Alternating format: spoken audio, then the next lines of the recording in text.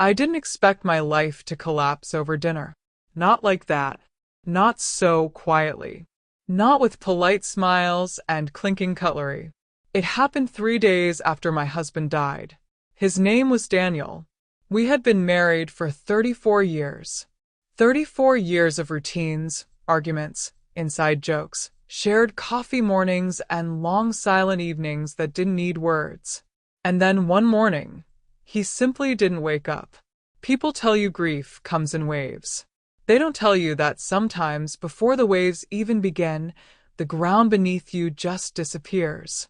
That evening, I sat at the dining table I had polished myself just a week earlier. The same table where Daniel used to sit at the head, tapping his fingers absent-mindedly while reading emails on his phone. His chair was empty. I kept looking at it. I couldn't stop. Across from me sat my son, Ethan, 45 years old. A grown man with his own life, his own family. Next to him, his wife, Claire. Claire never liked me. She was always polite, always smiling. But there was something underneath that smile. Something sharp. That night, she didn't bother hiding it. "Olivia," she said, cutting into her steak with surgical precision. "We need to talk about the house." The house. Of course. Not "how are you holding up?" Not "do you need anything?" The house. I swallowed slowly. My throat still felt tight these days, like grief had physically settled inside me. "What about it?" I asked. Ethan didn't look at me. He just kept staring at his plate. Claire leaned back slightly, studying me like she was about to present a well-prepared argument. "This place is too big for you now." Too big. I almost laughed. Not because it was funny, but because I had heard those exact words before from neighbors, from distant relatives, from people who thought aging automatically meant shrinking your life. "I've lived here for over 30 years, I said calmly.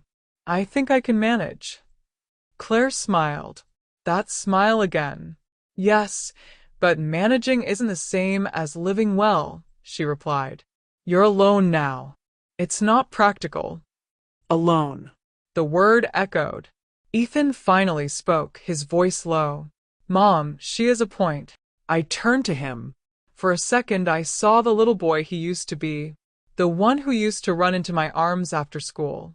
The one who once told me I was the strongest person he knew.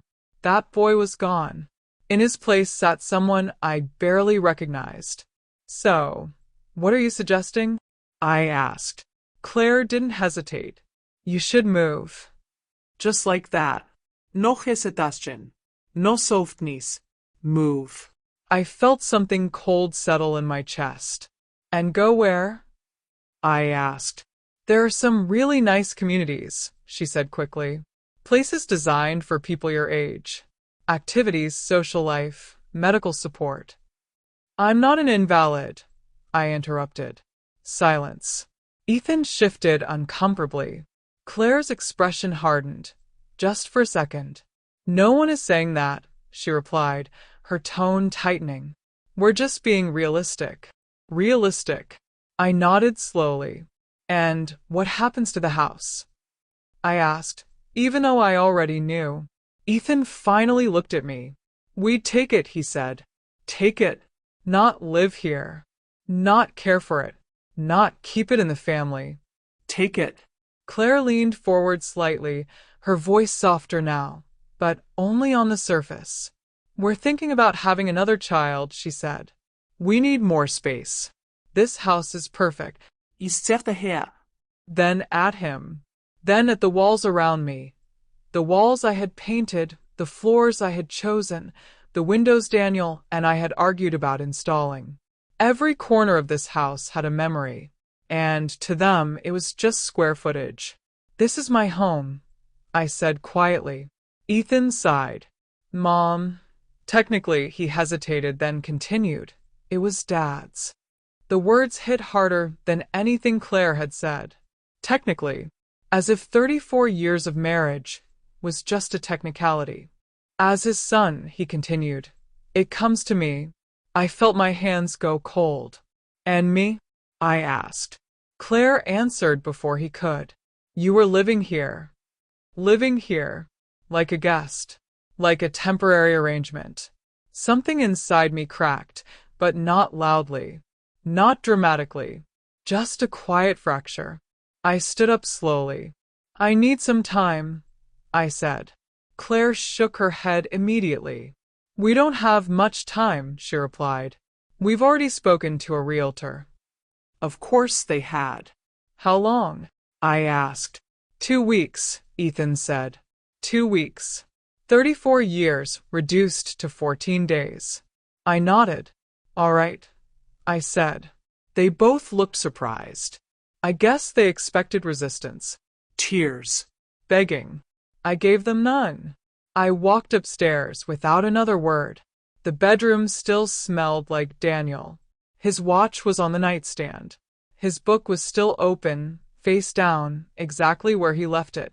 I sat on the edge of the bed and stared at the wall. 2 weeks. I should have felt panic, fear, desperation. Instead, something else was growing. Something quiet. Something steady. Daniel always handled the finances. I never questioned it. Not because I couldn't, but because I trusted him. Completely. And now, sitting there in the fading light, one thought kept repeating in my mind. Daniel never left things unfinished. Never. If he knew me at all, and he did, he would have known this moment might come. The question wasn't whether I was prepared. The question was, what had he prepared for me? The next morning, I picked up my phone. And for the first time in years, I decided to find out exactly what my life looked like, without anyone else speaking for me. The next morning didn't feel like a new beginning. It felt like stepping into a version of my life I had never been properly introduced to. For 34 years, Daniel handled everything that had numbers attached to it. Accounts, taxes, investments, paperwork I used to jokingly call his second language. I never pushed to be involved. Not because I couldn't understand it, but because he always said the same thing. If anything ever happens, you'll be taken care of. At the time, it sounded comforting. Now it sounded like a riddle. I woke up earlier than usual. The house was quiet, painfully quiet, the kind of silence that presses against your ears until you almost wish for noise just to break it. I made coffee out of habit, poured 2 cups like I always did, and only realized what I'd done when I reached for the second mug. I didn't cry. Not anymore. Grief had changed shape. It wasn't loud. It was heavy, constant, like carrying something you couldn't put down. I sat at the kitchen table, staring at my phone for a long time before finally dialing the bank. My fingers hesitated for a second before pressing call, like I was crossing an invisible line. Good morning, First City Bank. How may I assist you? My name is Olivia, I said. My voice sounded steadier than I felt. My husband passed away recently, and I need to review our accounts. There was a brief pause. The tone on the other end softened immediately. I'm very sorry for your loss, ma'am. Of course, we can help you with that. Would you be able to come in today? Yes, I said. I will. The drive there felt different. Familiar streets suddenly looked unfamiliar, like I was seeing them from a distance instead of being part of them. I passed the grocery store where Daniel used to complain about prices, the gas station where he always insisted on pumping the gas himself, the small park we used to walk through on weekends. Everything was the same, except it wasn't. At the bank, I was greeted by a woman named Karen. She looked to be in her early 60s, with kind eyes and the kind of calm presence that immediately made things feel less overwhelming. Olivia, she said gently, shaking my hand. Please come in. Her office was neat, organized, everything in its place. I sat down across from her, clutching my purse a little tighter than necessary. I'll walk you through everything, she said. Take your time. I nodded. She began typing, pulling up accounts, scrolling through records. At first, everything looked exactly as I expected. A joint checking account. a savings account, balances that were comfortable, but not extraordinary. I felt a small wave of relief. At least I wouldn't be helpless. But then Karen paused. Her fingers stopped moving. Her eyes narrowed slightly at the screen. That's interesting, she murmured. My stomach tightened. What is it? I asked. She turned slightly toward me. Olivia, when was the last time you reviewed all of your financial accounts with your husband? I frowned. I didn't. He handled everything. She nodded slowly, then clicked a few more times. Well, it appears there are several accounts here that are not joint. Not joint, I repeated. In your name, she said. I blinked. That's not possible. She gave me a small, understanding smile. Let's take a look. One by one, she began printing documents. Certificates of deposit, a money market account, another savings account, then another, and another. Each one had my name on it. Only mine. I stared at the papers as she laid them out in front of me. The numbers didn't make sense. They were too large. Far too large. How? I whispered. I never opened these. Karen nodded. You didn't open them alone, she said. But you did sign for them. She reached into a file drawer and pulled out copies of documents. My signature. Clear as day. Dates I vaguely recognized, appointments I had forgotten, quick visits to the bank where Daniel would hand me papers and say, just sign here, it's routine. Routine. I felt a strange mix of confusion and realization. He never told me, I said quietly. Karen chose her words carefully. Sometimes people do this to protect their spouses, she said, especially if they anticipate complications. Complications. My mind immediately went to Ethan, to Claire, to last night's conversation. I looked back down at the documents. How much is all of this? I asked. Karen hesitated for just a second. Then she turned one of the pages toward me and pointed. I felt the air leave my lungs. It wasn't just security. It was independence. Complete independence. Enough to live comfortably for the rest of my life without relying on anyone. Enough to walk away. Completely. I leaned back in my chair, trying to process it.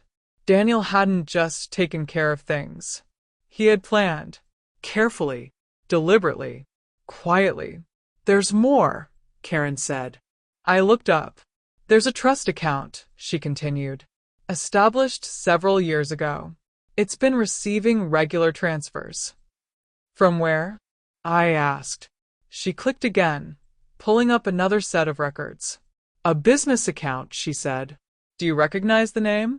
She turned the screen toward me. I froze. I did recognize it. It was Daniel's company. Or, at least, what I thought used to be his company. He sold it, I said automatically. Years ago. Karen tilted her head slightly. According to this, he didn't sell it, she said. He restructured it. My heart started beating faster. What does that mean? It means, she said carefully, that the business is still active and the trust connected to it is in your name. I don't understand. Then we'll figure it out, she said calmly. She printed more documents. Transaction histories. Transfers. Statements going back years. The pattern was clear once you saw it. Money moving from the business into the trust, into accounts that belonged to me. Small amounts at first. Then larger ones. Consistent. Intentional. Daniel hadn't just been saving.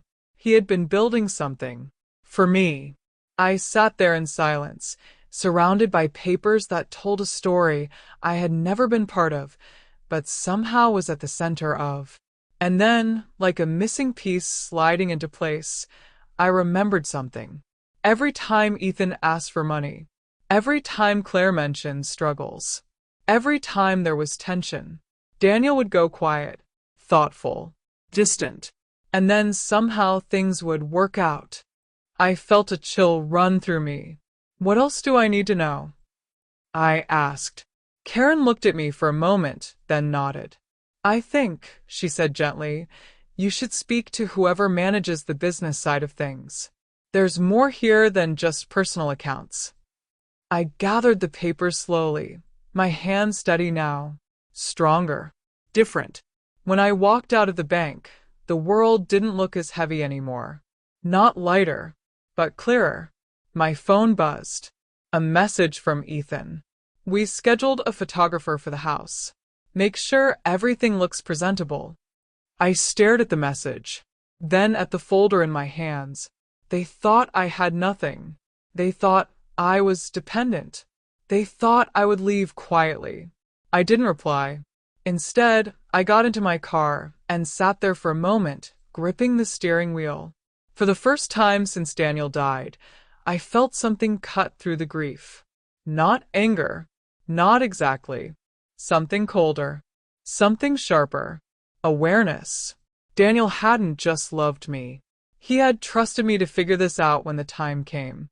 And now it had. I started the engine. Tomorrow, I would find out the truth about the business. And after that, I would decide exactly who I wanted to be. Not who they expected me to be. Not who I had been for the past 3 decades. But who I actually was. When no one else was controlling the narrative. The next day, I didn't hesitate. That surprised me more than anything else. For years, I had been the kind of person who thought things through, who waited, who softened decisions until they were comfortable for everyone involved. But something had shifted. Maybe it was grief. Maybe it was betrayal. Or maybe it was the simple realization that if I didn't take control now, I would lose everything, not just the house, but myself. The address Karen had given me led to a modest office building on the edge of town. Nothing impressive. No glass towers or polished marble floors. Just a quiet place with a small sign by the door and a parking lot that had seen better days. I sat in the car for a moment before going in. This was the part of Daniel's life I had never been invited into, and now it belonged to me. Inside, the office smelled faintly of paper and coffee. A woman at the front desk looked up and smiled politely. "Can I help you?" "Yes," I said. "My name is Olivia. I have an appointment with Mr. Carter." Her expression shifted instantly, recognition, then something like curiosity. "Of course. He's expecting you." Expecting me. That meant Daniel had left instructions. Or, at least, had prepared someone. I followed her down a short hallway and into a small office, where a man in his 60s stood as I entered.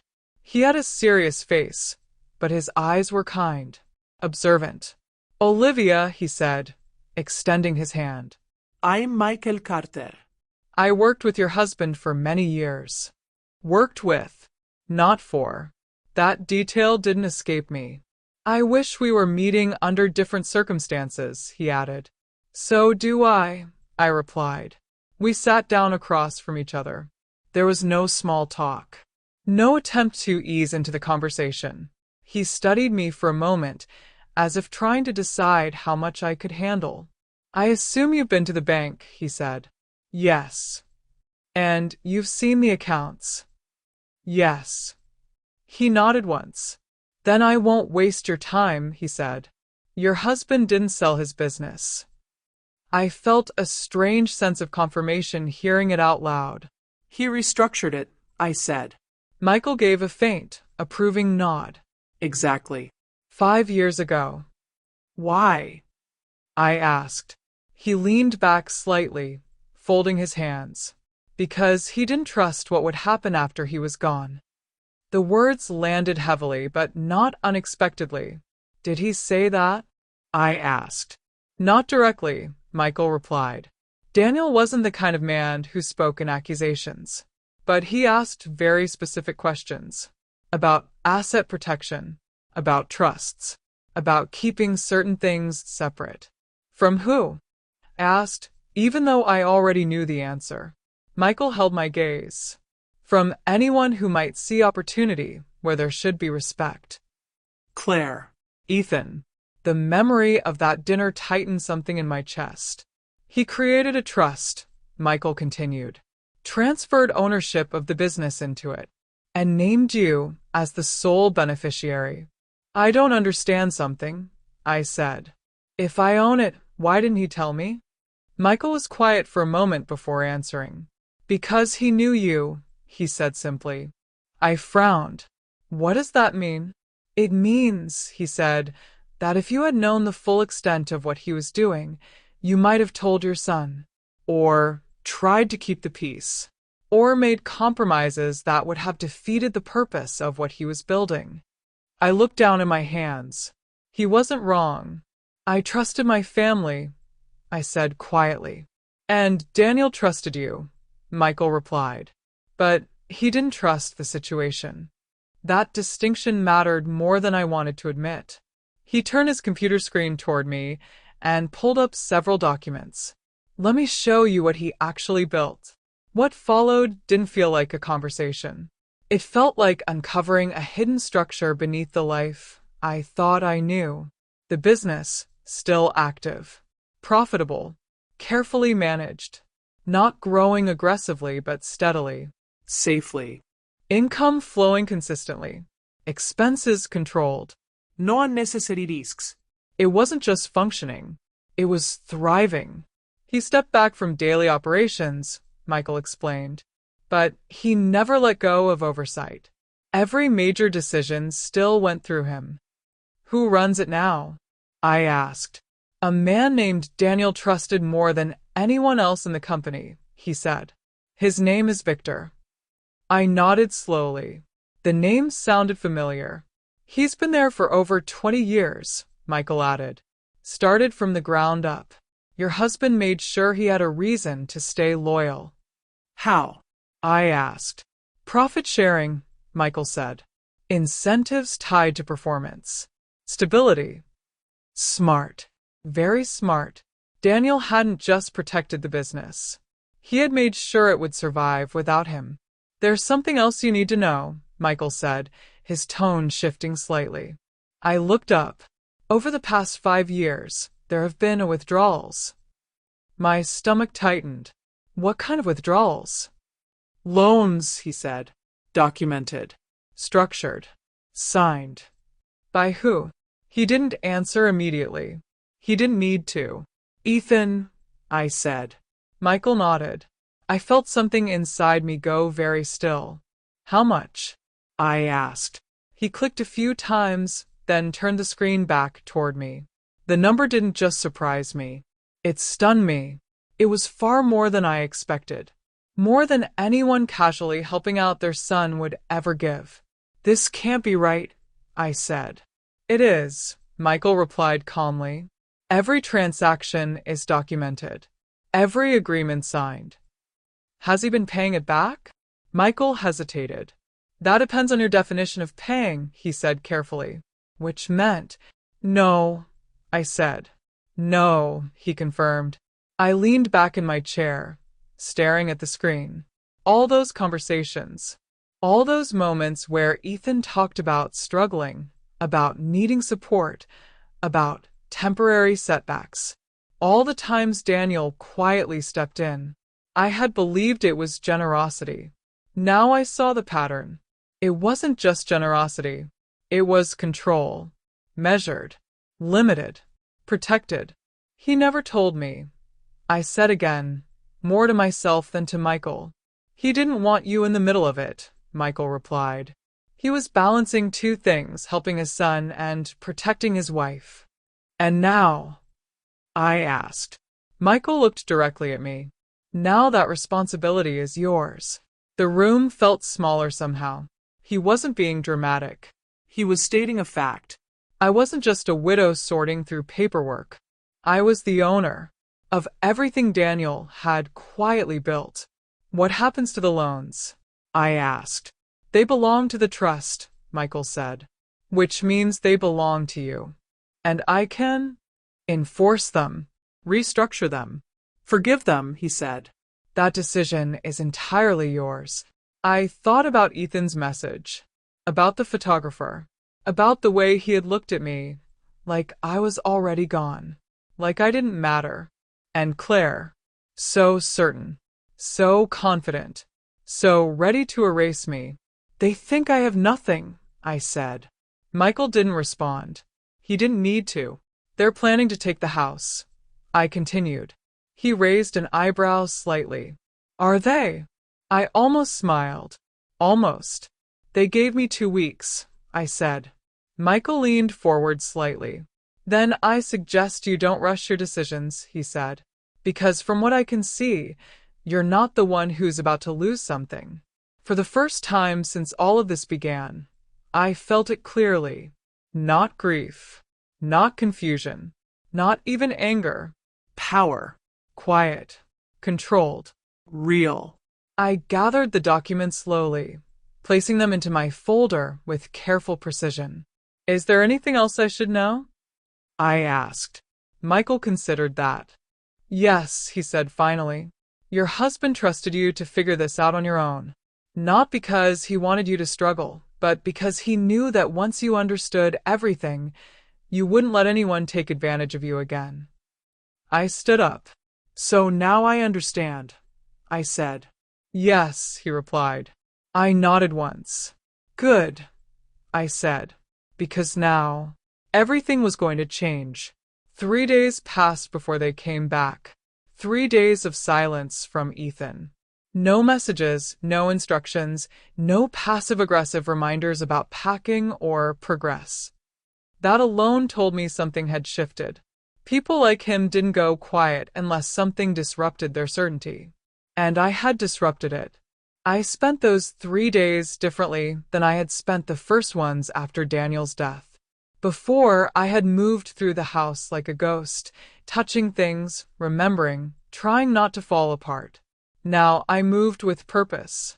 I went through documents, reviewed everything Michael had given me, called Victor, and spoke to him for nearly an hour, listening more than talking. He was exactly what Daniel had promised: loyal, steady, respectful, and, most importantly, cautious. He had already met Ethan. That didn't surprise me. He came by the office, Victor told me, said he'd be taking over. Wanted access to accounts, contracts, everything. And what did you tell him? I asked. That I'd need authorization, he said calmly. The kind your husband always required. I closed my eyes for a second, feeling something like gratitude. Daniel hadn't just built a system. He had built resistance into it. That morning, I woke up before sunrise. Not because I had to, but because I couldn't stay still anymore.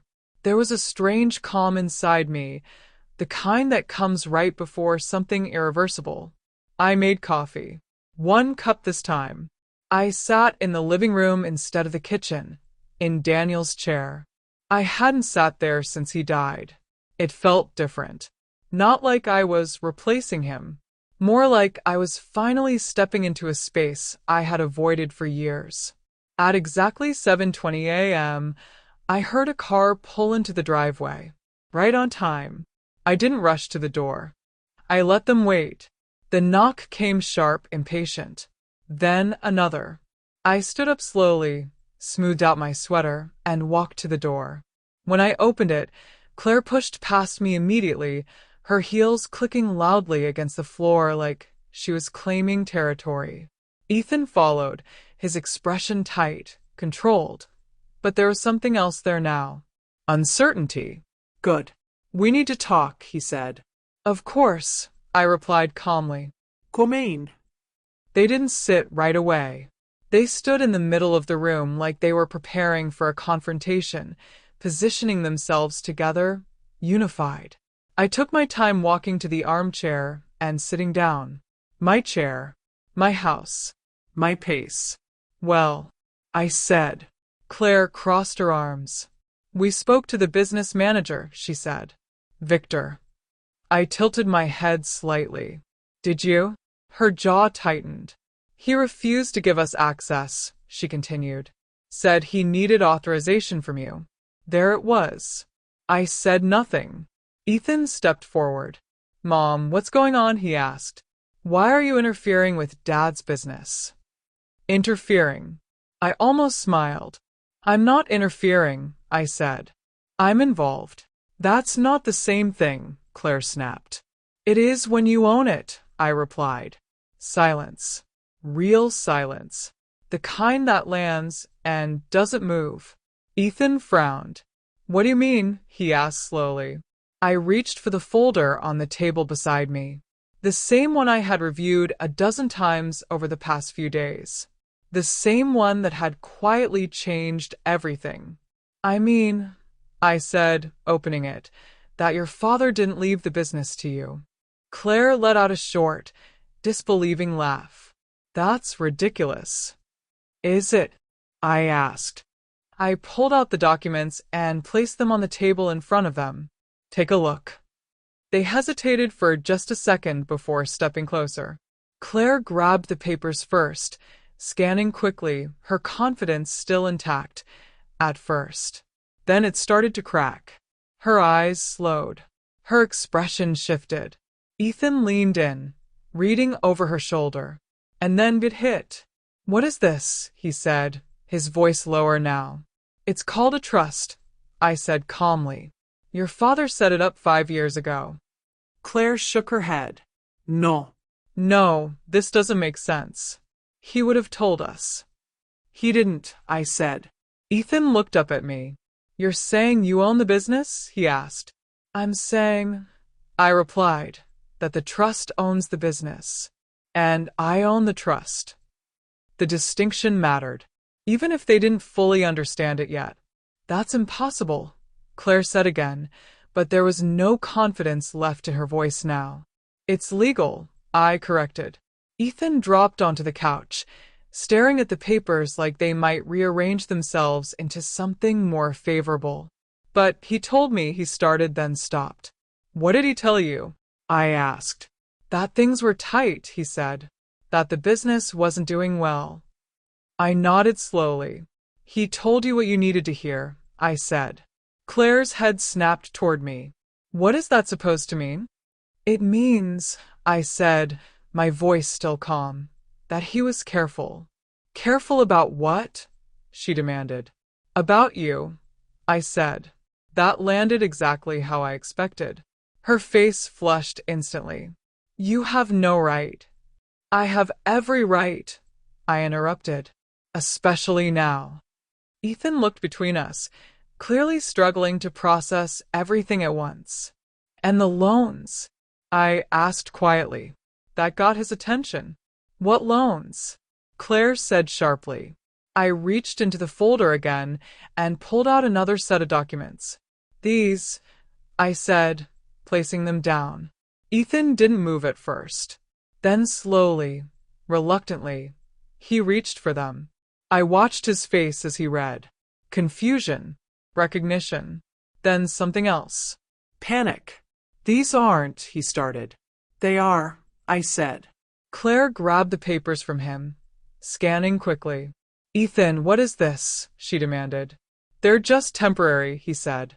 Dad was helping. They're signed agreements, I said. With payment terms. Claire looked at him. You told me those were gifts. Ethan didn't answer. Because he couldn't. Because the truth was right there, in ink, undeniable.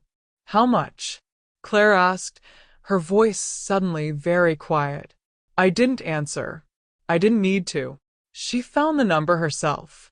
And when she did, she went pale. That's not possible, she whispered. It is, I said. The room felt different now. The balance had shifted completely. 3 days ago, they walked in here like they owned everything. Now they stood there, realizing they didn't understand anything at all. Ethan looked up at me again. Mom, why are you doing this? He asked. I held his gaze. I'm not doing anything, I said. I'm just not stopping you anymore. Claire straightened, trying to recover control.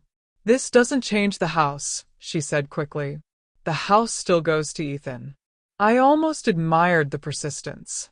Almost. Does it? I asked. Ethan frowned. What do you mean? I leaned back slightly. Your father took out a loan against the house, I said. Silence again. He blinked. What? A large one, I continued. About a year and a half ago. That's not true, Claire said immediately. We would know. You wouldn't, I said, because you weren't involved. Ethan stood up. How much? He asked. I met his eyes. Enough, I said, that the house isn't the asset you think it is. Claire stared at me. You're lying. I slid the final document across the table. I'm not. They both looked at it. And just like that, it was over. Not the conversation, not the conflict, but their illusion. Gone. The house, the business, the money, none of it was what they thought. And for the first time since Daniel died, I wasn't the one being pushed out. I stood up slowly. I believe you gave me 2 weeks, I said. Neither of them responded. Take your time, I added. You might need it more than I do. Ethan looked at me like he didn't recognize me anymore. Maybe he didn't. Maybe I didn't either. But one thing was clear now. I wasn't leaving. After that morning, everything went quiet again, but it wasn't the same silence as before. This time, it wasn't emptiness. It was distance. Ethan didn't call. Claire didn't text. No more instructions, no more pressure, no more carefully disguised attempts to push me out faster. It was as if they had stepped back all at once, trying to regroup, to understand how something they thought was so simple had slipped completely out of their control. And for the first time in weeks, I had space. Real space. I walked through the house differently now. Not like I was saying goodbye, but like I was seeing it clearly again. Direct. Clear. I appreciated that. After he left, I sat there for a long time, staring at the folder in front of me. My name was on everything now. Not hidden. Not secondary. Primary. I thought about Ethan, about the boy he used to be, about the man he had become, and about the choices in between. That evening, my phone rang. His name appeared on the screen. I let it ring once. Twice. 3 times. Then I answered. Hello. There was a pause on the other end. Mom, he said. His voice was different. Quieter. Not as certain. Yes, I replied. I think we need to talk, he said. We already did. I answered calmly. No, he said quickly. I mean really talk. I didn't respond right away. He exhaled slowly. I didn't know, he said, about the business, about the loans, about any of it. That doesn't change anything, I said. I know, he replied, but it explains some things. Does it? I asked. Another pause. I thought Dad was just helping, he said. I didn't think it mattered. I didn't think there were consequences. Consequences. There it was. You didn't think you'd have to pay it back, I said. He didn't answer, because that was the truth. Mom, I made mistakes, he said finally, but you don't have to go this far. I leaned back in the chair, looking out the window. This far? I repeated. With the business. With the house. With everything, he said. We're family. I closed my eyes for a moment. Family. That word had been used a lot lately, usually when someone wanted something. I was family 3 days after your father died, I said quietly. When you told me to leave. He didn't respond. I was family when you gave me 2 weeks to pack my life into boxes, I continued. When you planned to sell my home while I was still sleeping in it. Mom, that's not. That's exactly what it was, I said, my voice still calm. So don't use that word now like it means something different. Silence. Longer this time. I'm trying to fix this, he said eventually. No, irregular. You're trying to adjust to it. That was the difference. And we both knew it. I can help, he said quickly. With the business. I can learn. I can. No, I said. Not harsh.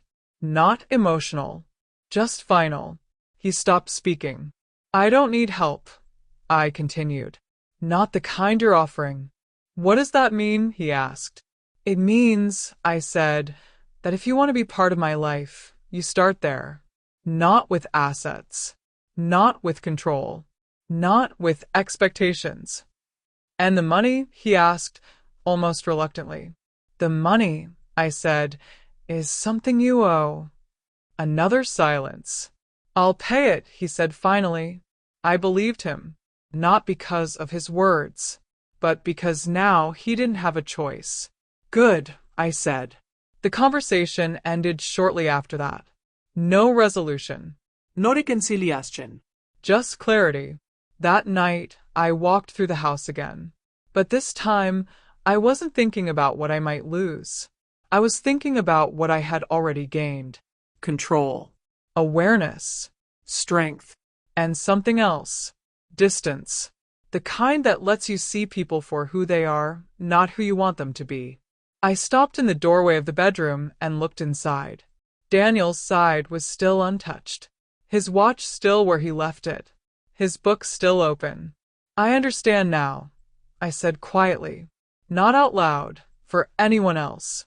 Just for him, because he had known. He had seen this coming in a way I hadn't. And instead of trying to warn me, he had prepared me. That was love. Not soft. Not obvious. But undeniable. I turned off the light and closed the door. Tomorrow I would meet with a lawyer. Not to fight. Not to argue. But to finalize everything. Because this wasn't about reacting anymore. It was about deciding. And I knew exactly what I was going to do. 6 months later, I woke up to the sound of waves. Not traffic. Not footsteps in the hallway. Not the distant hum of a house filled with other people's expectations. Just the ocean. Slow. Steady. Unapologetically constant. For the first few weeks after everything settled, the silence felt unfamiliar. Not empty, just different. I kept expecting something to interrupt it. A phone call. A demand. A conversation I didn't want to have. But nothing came. And eventually I understood why. Because for the first time in my life, there was no one left who believed they had the right to decide things for me. I stepped out onto the deck, wrapping a light sweater around myself. The morning air was cool, fresh, untouched by anything artificial. The horizon stretched endlessly, the water reflecting soft shades of gold and blue as the sun rose slowly. This place hadn't been part of my plan. That was the strangest part. I found it while reviewing the trust documents with my lawyer. Tucked between pages of financial statements and ownership records was something unexpected, a property deed. Purchased 3 years ago. Quietly. Without any mention. By Daniel. At the time, I didn't know what to feel. Confusion. Surprise. Maybe even a little sadness that he had kept something like that to himself. But then I found the note. Short. Handwritten. For Olivia. When she's ready to breathe. That was all. No explanation. No instructions. Just trust. I didn't come here right away. At first, I stayed in the house. I needed to close that chapter properly, not by being forced out, but by leaving on my own terms. I sorted through everything slowly, not rushing, not avoiding, deciding what mattered and what didn't, letting go of things that belonged to a life I had already outgrown. When I finally left, it didn't feel like loss. It felt like completion. I sold the house. Not because I had to, because I chose to. That difference mattered more than anything. The business continued exactly as Daniel had structured it. Victor handled operations with the same steady discipline, and we spoke regularly, not as manager and outsider, but as partners in something that worked because it was built to last. I didn't interfere unnecessarily, but I paid attention. I asked questions. I learned. And I made decisions. Clear ones. The kind I used to avoid.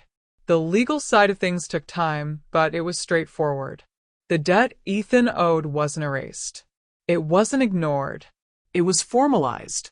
Structured into a long-term repayment plan that he couldn't avoid, couldn't redefine, couldn't pretend didn't exist. He didn't argue in the end. He tried at first. Of course he did. But reality has a way of removing options. The last time I saw him in person was during the final meeting with the lawyer. He looked different. Not broken, but stripped of something. A confidence, maybe. Or entitlement. He didn't look at me the way he used to. That was enough. "Mom," he said before leaving, hesitating at the door. "I know this isn't how you wanted things to be." I looked at him. "No," I said. "But it's how they are." He nodded slowly. "I'll fix it," he said. I didn't respond. Because this wasn't something that could be fixed with words. Only time. And consistency. If he understood that, then maybe there was something left to rebuild. If not, then there wasn't. Simple. Claire never spoke to me again. Not directly. And honestly, that didn't feel like a loss. Back on the deck, I sat down with my coffee and let the warmth settle into my hands. The sound of the waves filled the space around me, steady and grounding. There was a rhythm to this life. A pace I had never allowed myself before. No rules. No pressure. No constant need to adjust myself to fit someone else's expectations. At first, I didn't know what to do with that freedom. It felt unfamiliar, almost uncomfortable, but over time it became something else. Peace. I started small. Morning walks along the shoreline. Reading without checking the time. Cooking what I wanted, when I wanted. It sounds simple, but it wasn't. It was everything. I also did something I never expected. I started speaking. Not publicly at first. Just small groups. Conversations. Women who had gone through situations that felt similar.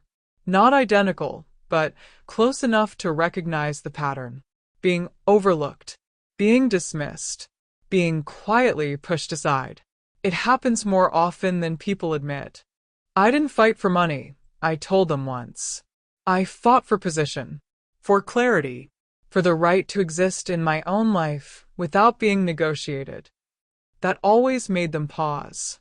Because it wasn't about numbers. It never was. It was about boundaries. Understanding them. Holding them. Not apologizing for them. One afternoon, I received a letter. Handwritten. Ethan. I recognized the handwriting immediately. I opened it slowly. Mom. I don't expect forgiveness. Not now. Maybe not ever. But I'm doing what you said, consistently, not just when it's convenient. I've made every payment so far. I've changed how I handle things. Not just money. Everything. I didn't understand what I was doing back then. I do now. If there's ever a chance to talk again, I'll be ready. If not, I'll still keep going. Ethan. I read it twice. Then folded it carefully and set it aside. Not dismissed. Not accepted. Just acknowledged. That was enough for now. Because rebuilding something real takes time. And I wasn't in a hurry anymore. The sun climbed higher, the light stretching across the water in long, shimmering lines. I leaned back in the chair, closing my eyes for a moment, letting the warmth settle over me. 6 months ago, I thought my life was ending. Now I understood something much simpler. It wasn't ending. It was separating. From expectations. From illusions. From roles I had outgrown without realizing it. Daniel had given me more than protection. He had given me a choice. And when the moment came, I took it. I didn't become someone new. I became someone clear. Someone who understood that love doesn't mean surrender. That family doesn't mean obligation without respect. That kindness without boundaries becomes weakness in the wrong hands.